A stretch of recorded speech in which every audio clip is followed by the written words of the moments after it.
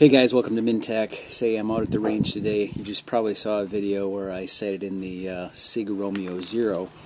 Today, in this segment, I am actually testing out whether a small rifle Magnum primer works for 300 Blackout. Now, in some parts of the United States, it's very difficult to get your standard small rifle primers. And so many places have the small rifle Magnum primers.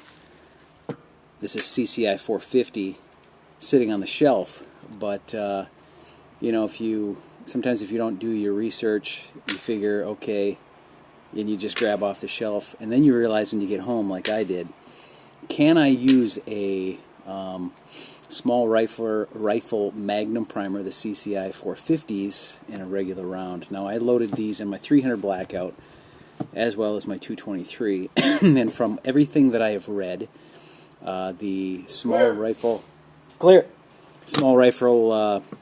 Magnum primers work just fine. And so I have a workup. This is Hornady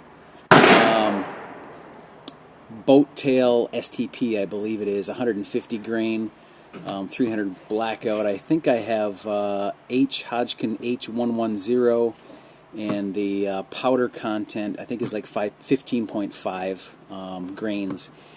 And then my COL is 2.106, and so they're all set to that standard.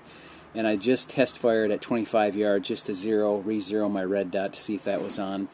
And after about 3 shots, I was hitting bullseye. Now I'm out about 50 yards, and I'm going to start banging that here in just a second. But yes, I've tested the small rifle Magnum primers, and they work fantastic. No issue with those. And like I said, I've done a lot of reading, a lot of research, and there's really not a huge difference. There's a little bit more powder charge in a Magnum small rifle, and so they do work well with the 300 Blackout and the 223. So do not make the mistake of using different Magnum primers with other loads. For example, if you have a Magnum primer for a Magnum pistol, that is different, and so I suggest that before you use any old primer, that you do a little research. But again, verification that the small rifle Magnum primers do work with 300 Blackout and 223. So again, those are the CC 450s. So let's get to a little shooting. Alright, got the 223 running. It does have the lightweight buffer, and so I kind of had to re-grease it, but I'm finally getting the bolt carrier group to go far enough forward. So let's take some shots and get this zeroed in. It's been a while since I zeroed this thing too. Alright, here we go. I think I need a battery.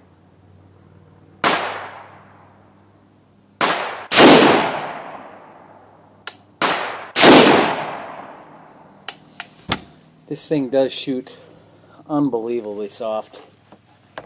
You just can't even believe it. Just want to see where my shots are. So it looks like these primers are working perfect. No issues whatsoever. So really enjoying shooting these things.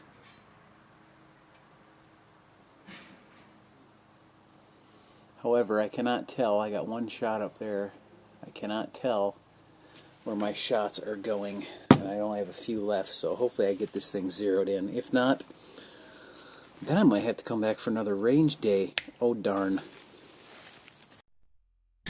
Alright, so I finally got it sighted in, and I had to grab a bigger piece of cardboard because I really couldn't tell where I was hitting from that far away. So I grabbed this. Everything that you see below the little bullseye is somebody else, but hopefully you can see this.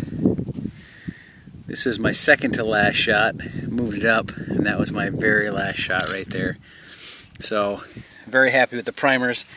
There were a couple of failures to fire with 223, and I think it's just because of the lightweight bolt carrier group. So I'm just going to chalk it up to that. I'm going to try a heavier bolt carrier when I come shooting out next time, and so that should alleviate that problem.